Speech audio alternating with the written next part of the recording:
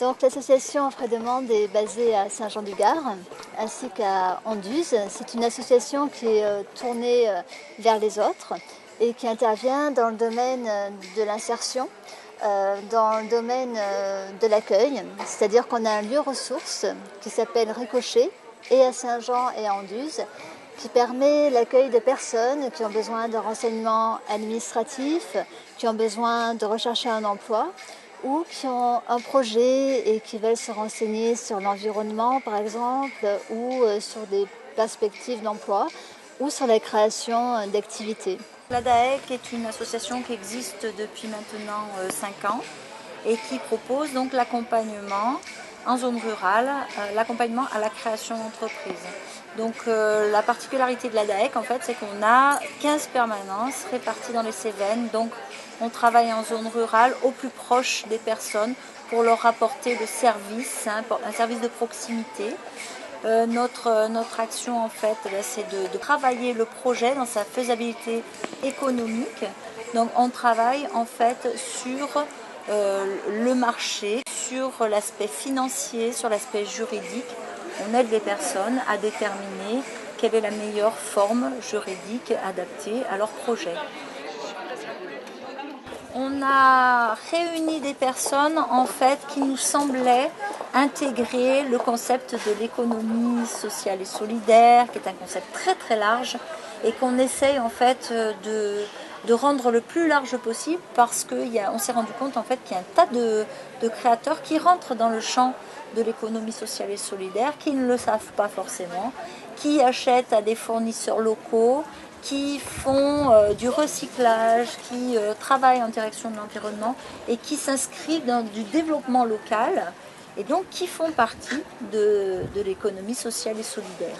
La définition, c'est en quelque sorte la personne, l'individu est au centre du projet, c'est-à-dire que c'est le capital humain qui va compter, avant la notion de rentabilité.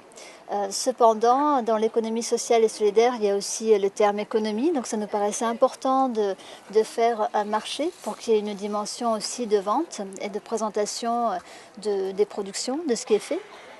Et ce qui était intéressant, ça a été pour nous le fait que beaucoup de personnes, en effet, font de l'économie sociale et solidaire sans le savoir.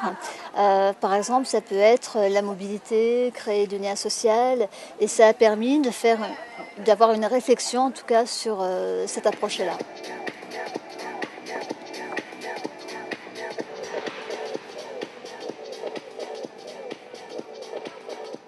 Personnellement, ça m'étonne de voir économie et sociale et solidaire à côté, mais pourquoi pas.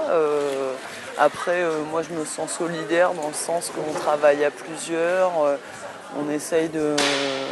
Voilà, comme en faisant de la coiffure, Juliette qui fait des chapeaux par exemple, on s'entraide dans le sens que ça me fait une expérience de travailler avec elle sur les défilés ou ça fait de la créativité pour nous pour faire des travaux par rapport à des coiffages, des choses comme ça. Donc c'est là où c'est solidaire. Et puis après de respecter les gens dans la façon dont on travaille, pas que de penser argent, quoi.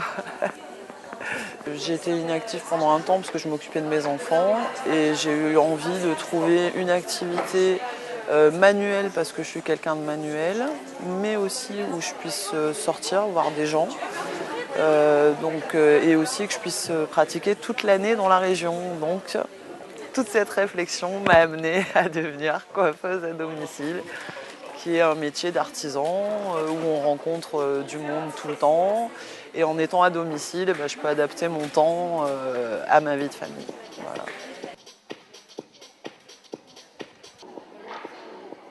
Moi, je suis une grande chanceuse en fait parce que j'ai été bien aidée pour monter mes dossiers parce que j'ai eu besoin de financement pour faire ma formation parce qu'il n'y avait qu'une école privée sur Alès qui faisait la formation pour adultes en CAP coiffure. Donc j'ai été aidée par le conseil général, j'ai été aidée par la fondation de la deuxième chance aussi pour payer mon matériel et ils m'aident encore pour tout ce qui est la création d'entreprise. Donc en fait non, ça n'a pas été si difficile que ça.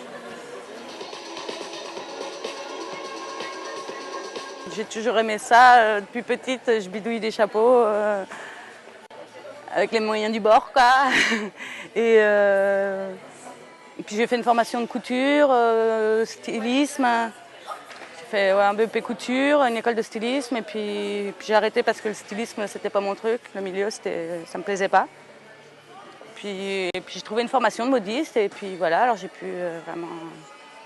les chapeaux en laine c'est avec de la récupération de laine qui a rétréci ou quoi, de la récupération que je découpe et que je refais des chapeaux.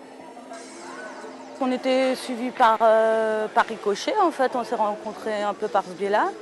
Et puis on a commencé à faire un défilé qui a bien marché, et puis on avait envie d'en faire d'autres. Et puis le fait de travailler à plusieurs, quoi, c'est toujours bien, on se complète, quoi. Sarah fait les vêtements, moi je fais les chapeaux, Lodi fait les vêtements d'enfants, Paloma nous fait la coiffure maintenant. Au début, ça a commencé parce que j'arrivais pas à m'habiller, donc j'ai pris une machine et j'ai commencé à coudre. Et en fait, après, j'ai fait une formation sur Alès de 8 mois, en accéléré, parce que c'était qu'une fois par semaine, donc une petite formation vraiment, où elle m'a appris vraiment les bases.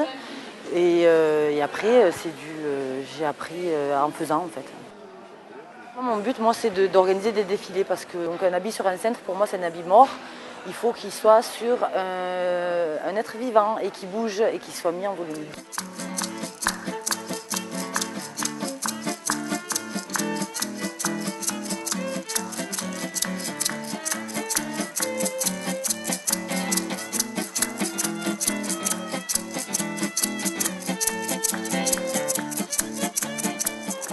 Même si je l'ai fini dans la tête, je veux voir ce que ça va donner. Je m'occupe d'une association de couture qui donne des cours de couture, qui fait de la création à partir de recyclage. Donc on donne des cours, on fait des stages avec des élèves qui sont en formation professionnelle sur Nîmes, sur Montpellier et sur Alès. De mon côté, je fais de la création à partir de recyclage. Ce sont des matières premières qui viennent de dons d'autres associations, de particuliers. Moi, je suis autodidacte, donc comme j'ai appris toute seule, j'ai des méthodes qui sont bien simplifiées par rapport aux méthodes traditionnelles des couturières qui ont appris à l'école, avec ce qui simplifie beaucoup la vie et je cherche le pratique au maximum. L'économie sociale et solidaire, c'est vivre différemment de tout ce qu'on nous a inculqué jusqu'à présent, c'est-à-dire ce que faisaient les anciens avant, c'est faire beaucoup d'échanges, réutiliser ce qu'il y a dans les placards, dans le fond des placards. Enfin, c'est vraiment, pour moi, c'est beaucoup ça. La recyclerie, au départ, c'est la récupération. Ensuite, la récupération, ça se décline sous plein de formes différentes. Donc, on va faire des animations autour de la récupération. On anime des stages de création en direction des personnes qui sont bénéficiaires du RSA. Qui sont très variés. Ça peut être la menuiserie, la soudure. Donc cette année, on a eu de la mosaïque, patine sur meubles. On se situe dans une remobilisation des personnes dans des projets personnels qu'ils peuvent avoir. Donc on peut être considéré parfois comme une étape intermédiaire pour aider les gens à nouveau soit se mobiliser sur un projet, soit découvrir des techniques différentes à travers les stages qu'on propose. Le projet se développe aussi par rapport à un collectif d'artistes avec des gens avec lesquels on va monter des projets. C'est un projet qui est extrêmement intéressant et qu'on a vraiment envie de partager avec beaucoup plus de gens. Et c'est pour ça que je pense que c'est bien qu'on soit ici aussi.